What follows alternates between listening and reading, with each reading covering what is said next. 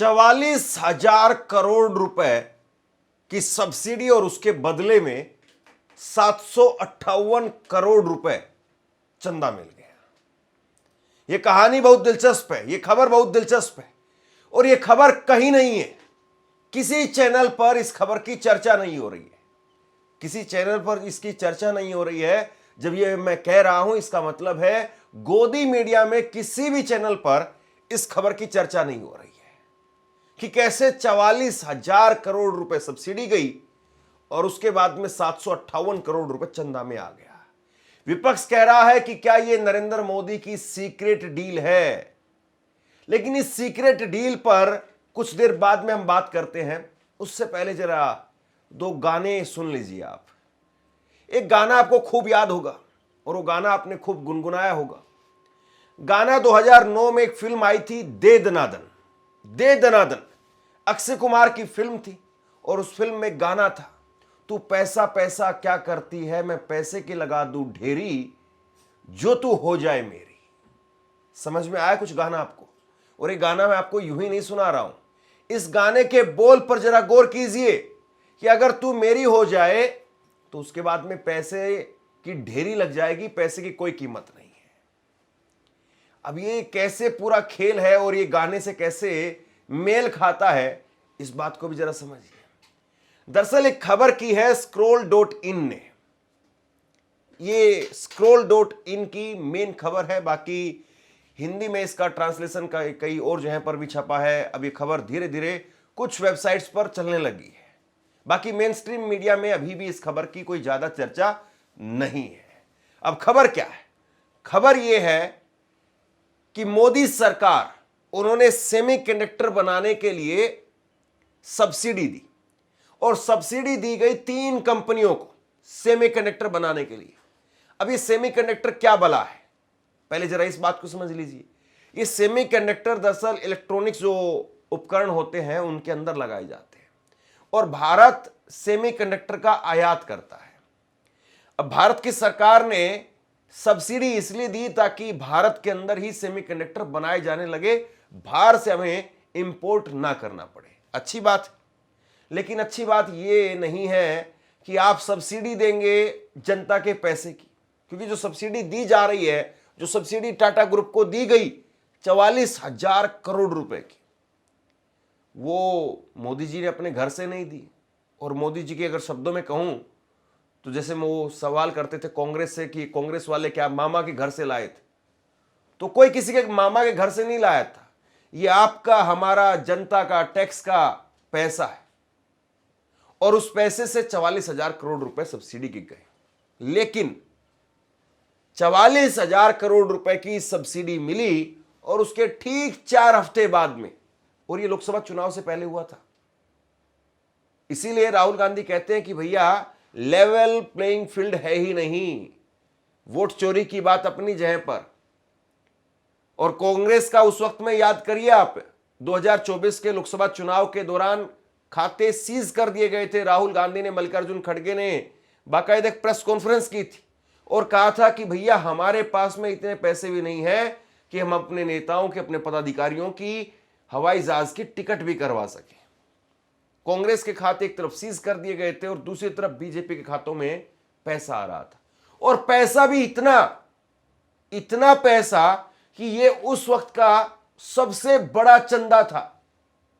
देखिए एक बात समझिए आप, जब बीजेपी चंदा ले रही होगी तो जाहिर सी बात है बीजेपी को पता होगा कि आज नहीं तो कल, कल नहीं तो परसों, 6 महीने बाद में, साल बाद में, 2 साल बाद में कोई ना कोई इस पर खबर करेगा। कहीं ना कहीं से ये खबर लीक होगी, कहीं ना कहीं से जानकारी लोगों के पास में जाएगी।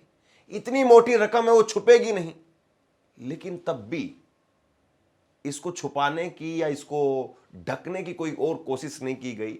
हालांकि ये चीजें तैरती रहती हैं और कागज पर आई हुई चीज कभी खत्म नहीं होती है, कागज पर आई हुई चीज हमेशा जिंदा रहती है।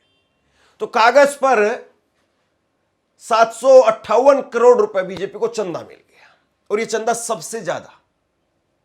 और बड़ी बात यह है कि जिस टाटा कंपनी ने बीजेपी को 758 करोड़ रुपए का चंदा दिया, उसी टाटा कंपनी ने बीजेपी को या किसी अन्य पार्टियों को पिछले 2-3 वर्षों में कोई चंदा दिया नहीं था तब, अब अचानक से कैसे हो गया?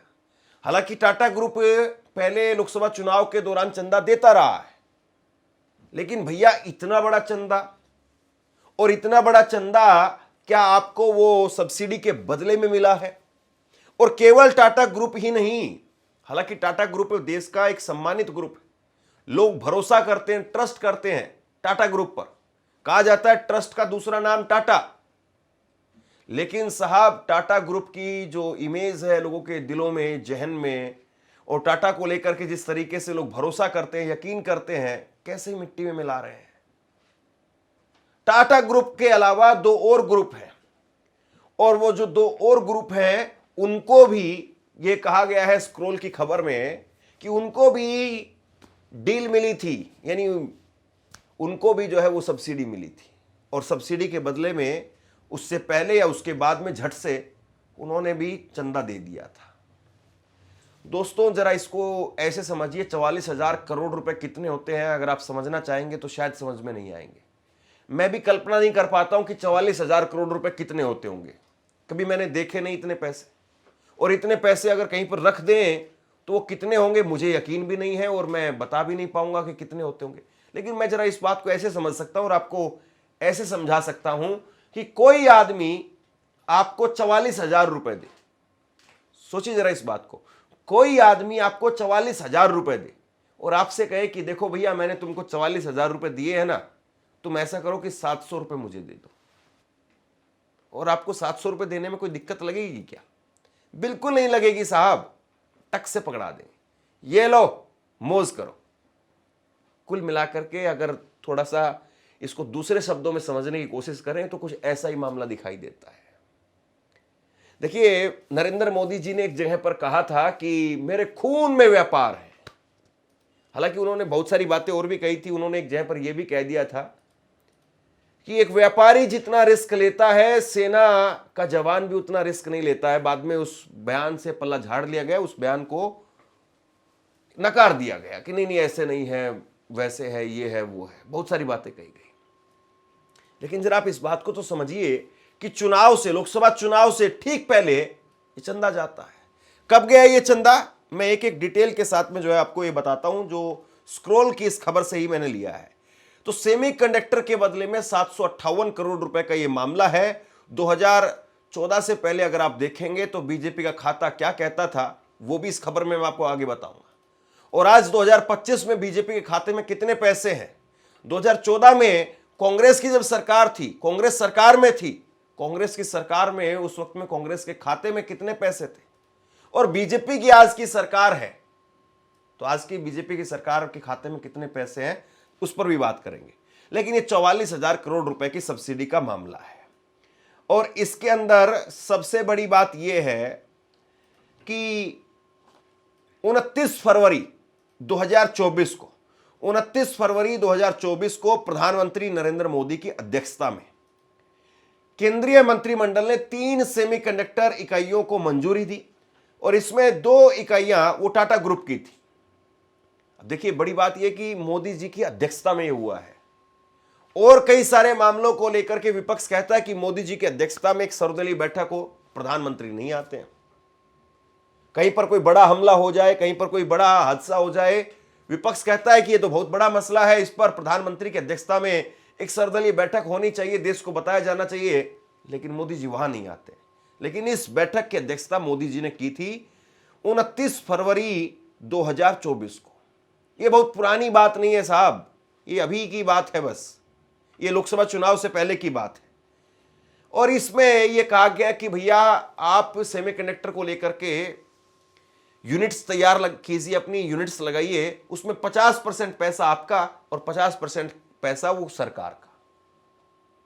ये जो है इसमें कहा गया। तो इसमें टाटा ग्रुप है, उसके लिए जो सब्सिडी दी गई वो 44,203 करोड़ रुपए टोटल जो है वो सब्सिडी यहां पर दी गई। अब स्क्रॉल की इस खबर में जो है वो बताया गया है कि इसके ठीक 4 हफ्ते के बाद में 29 फरवरी 2024 को यह मंजूरी मिलती है, और उसके बाद में टाटा ग्रुप वो ठीक 4 हफ्ते बाद में अप्रैल 2024 में टाटा ग्रुप बीजेपी को 758 करोड़ रुपए का दान दे दिया। आयोग ने जो रिपोर्ट सौंपी है उसमें कहा गया है कि 2024 में लोकसभा चुनाव से पहले यह किसी भी समूह के द्वारा बीजेपी को दिया गया सबसे बड़ा चंदा था। बताइए आप क्या कहेंगे? मतलब आपको लग रहा है कि इतने सारे इत्तेफाक? भैया इतने इत्तेफाक तो बॉलीवुड की फिल्म में नहीं होते हैं जितने इत्तेफाक इस खबर में आपको देखने को मिल जाएंगे। आप खुद कहेंगे, जरा सुनते जाइए। 2023-24 में किसी ने भी किसी पार्टी को इतनी बड़ी रकम नहीं दी थी, और साल 2024-25 में टाटा ग्रुप ने टोटल 15 कंपनियों को, अब आप ये कहेंगे कि भैया टाटा ग्रुप ने बीजेपी को 758 करोड़ रुपए दिए तो बाकी पार्टियों को भी तो पैसा दिया होगा, तो बाकी पार्टियों को कितना पैसा दिया जरा समझ लीजिए। टाटा ग्रुप ने उस साल 2024-25 में टोटल 15 कंपनियों को मिलाकर के 915 करोड़ रुपए कुल चंदा दिया था। अब इसमें बीजेपी वो टॉप पर थी, बीजेपी को 758 करोड़ रुपए मिला, और दूसरे नंबर पर इसमें कांग्रेस थी जिसको महज 77 करोड़ रुपए मिला। यानी जितना बीजेपी को मिला उसका सिर्फ 10%। जैसे मान लीजिए कि आपके ताऊजी के लड़के को 100 रुपए का नोट दे दिया गया और आपको कहा गया कि 10 रुपए लो और मौज करो, कुछ ऐसे समझिए आप। तो बीजेपी को मिला 758 करोड़ रुपए और कांग्रेस को मिला 77 करोड़ रुपए, और बाकी के 8 अन्य क्षेत्रीय दलों को 10-10 करोड़ रुपए जो है चंदा दिया गया। ये ठीक है, तुम कांग्रेस से भी जो है उसमें और कम चंदा जो है इनको दिया गया, 10-10 करोड़ रुपए चंदा दिया गया। अब सबसे बड़ी बात यह, हैरानी की बात यह है, और इतना तो इत्तेफाक नहीं हो सकता, ये तो कोई ऐसा नहीं कि संजय लीला भंसाली की फिल्म चल रही हो। इसमें 2021 से लेकर के 2024 3 साल में 1 रुपया वो टाटा ग्रुप ने नहीं दिया था चंदे का, और किसी भी दल को नहीं दिया था। देखिए कितनी बड़ी बात ये।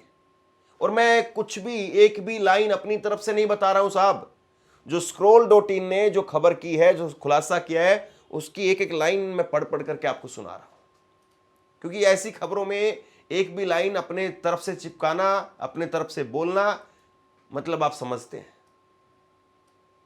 तो यहां पर 3 साल तक 1 रुपए नहीं दिया चंदे का, और उसके बाद में लोकसभा का चुनाव आता है उससे ठीक पहले, और चल ही रहा था, अप्रैल में तो चुनाव चल रहा था, उस वक्त में 4 जून को जो नतीजे आए थे 2024 में, लोकसभा चुनाव से पहले 758 करोड़ रुपए बीजेपी के खाते में पहुंच गए।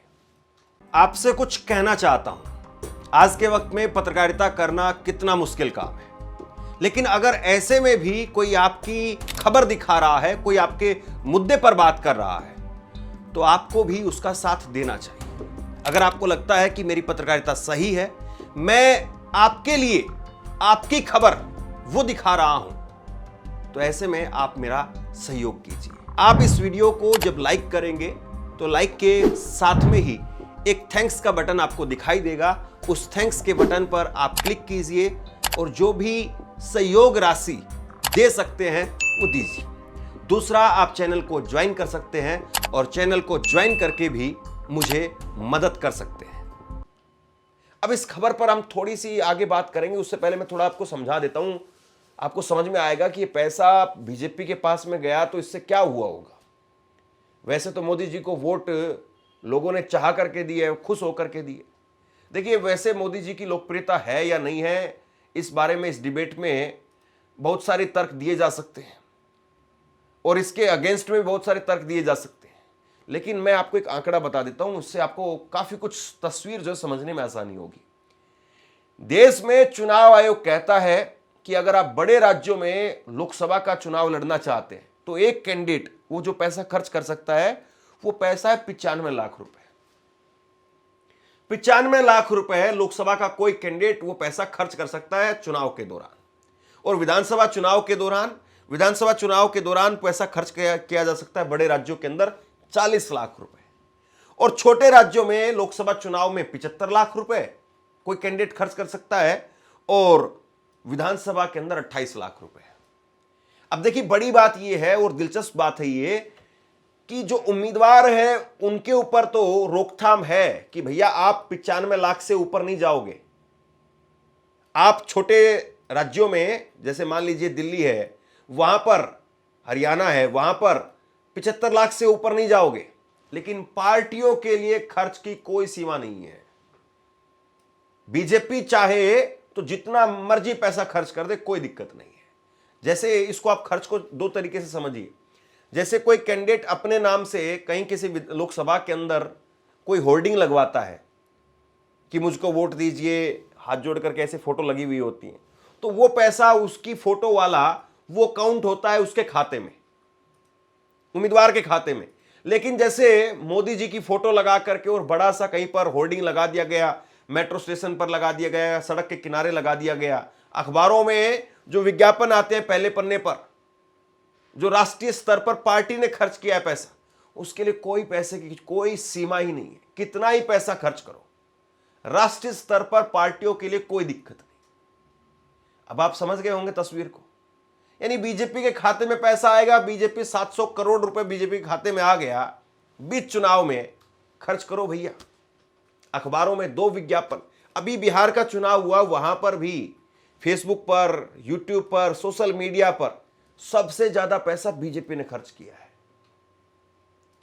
यानी बीजेपी पर कोई रोक नहीं है, कोई भी राष्ट्रीय स्तर की पार्टी, उस पर कोई रोक नहीं है, सोशल मीडिया पर चाहे जितना मर्जी पैसा लगाए।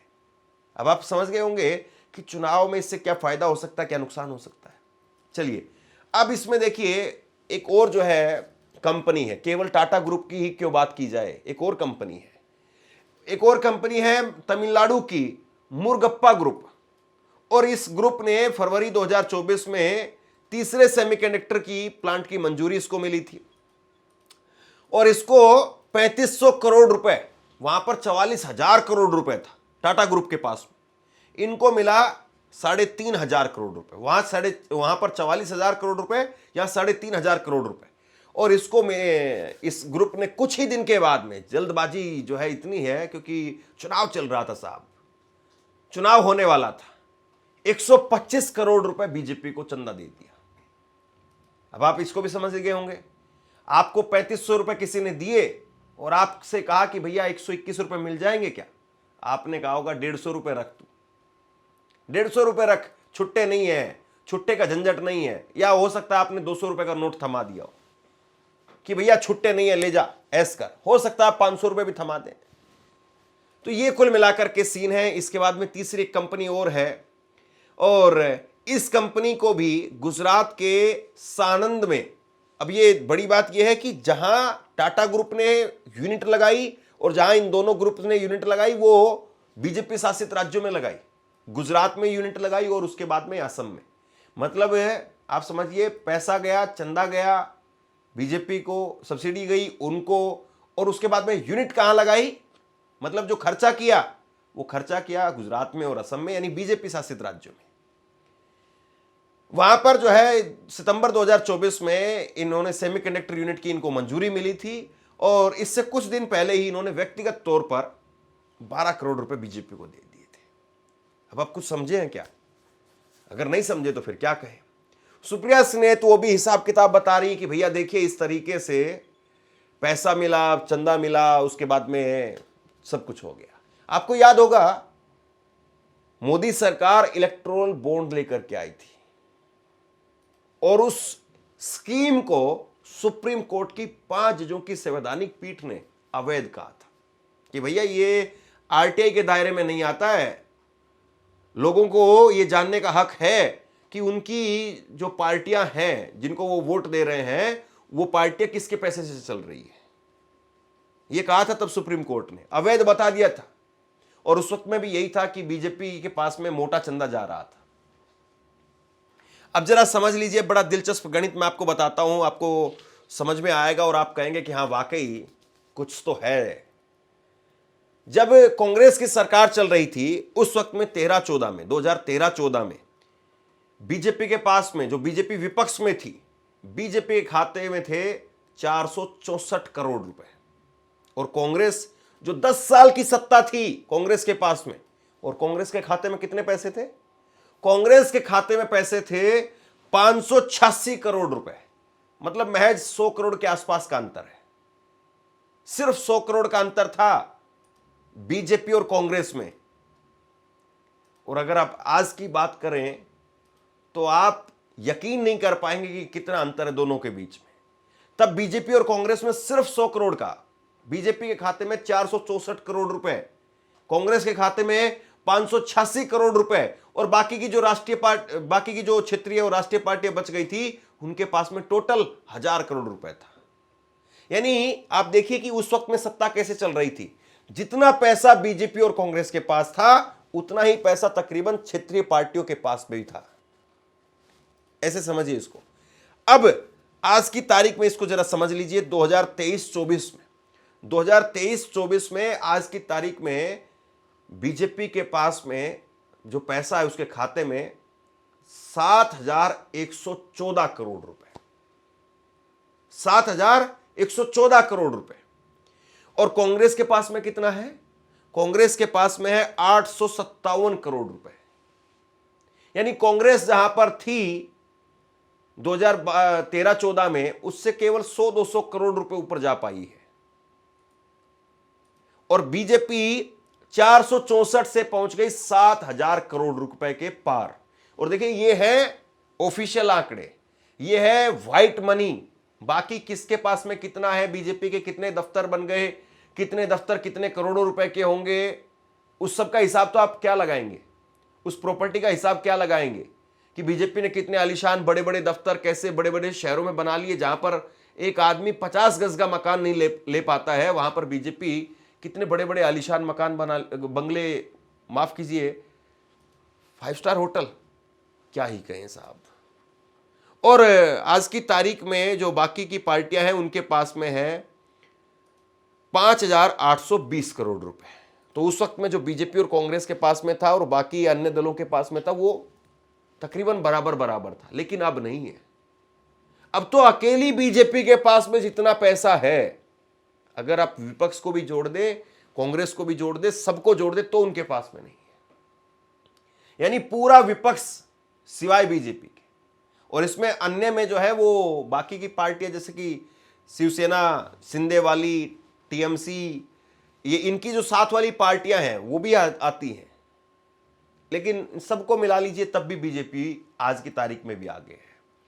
दोस्तों ऐसा नहीं है कि चंदा कोई पहली बार हो रहा है या चंदा 2014 के बाद में शुरू हुआ है। चंदा बहुत पहले से होता रहा है। और चंदे को लेकर के संविधान सभा में भी जो है वो बात हुई थी, उस वक्त में भी बहस हुई थी, और उस वक्त में कहा गया था कि चंदे का प्रावधान कैसे रखा जाए। अगर कंपनियों से चंदा लिया जाएगा तो सरकारें कंपनियों के इशारे पर चलेंगी, इसलिए व्यक्तिगत तौर पर चंदा लिया जाए। लेकिन तब यह कहा गया कि अगर व्यक्तिगत तौर पर चंदा लिया जाएगा तो इसका मतलब यह होगा कि सरकारें फिर किसी एक व्यक्ति के इशारे पर चलेंगी। इसलिए पार्टियों से अगर चंदा पार्टियां चलानी है तो चंदा कंपनियों से भी मिलेगा, फैक्ट्रियों से भी मिलेगा, सबसे मिलेगा, बस उसको दायरे में लाना होगा। तो उस वक्त में भी इसको लेकर के चिंता थी और तब से चंदा आ रहा है। लेकिन आज चंदे का स्वरूप कैसे बदला है और कितना बड़ा हो गया है। और ऐसे में चुनाव आप देखते होंगे आज बीजेपी के सामने, इसीलिए कहा जाता है कि आप केवल वोट चोरी की बात नहीं है, बाकी बहुत सारे मसले हैं, वहां पर भी आप कैसे लड़ पाएंगे। तो बहरहाल बहुत बड़ी खबर है और इस खबर पर गोदी मीडिया में चर्चा नहीं होगी। सबसे बड़ी बात और आखिरी में सबसे जरूरी बात यह है कि स्क्रॉल ने जब टाटा ग्रुप से संपर्क किया इस खबर को लेकर के कि साहब हमने ऐसे ऐसे एक रिपोर्ट कर रहे हैं और इस रिपोर्ट में ऐसी ऐसी बातें निकल करके सामने आ रही है, आप इसको लेकर के क्या कहना चाहेंगे। टाटा ग्रुप जो कि भरोसे का ग्रुप कहा जाता है, उन्होंने जवाब देने से इनकार कर दिया, या यूं कहें कि जवाब ही नहीं दिया। अब आप समझ लीजिए। शेयर कीजिए इस खबर को और आप क्या सोचते हैं नीचे कमेंट बॉक्स में लिख करके जरूर बताइए। बहुत बहुत धन्यवाद।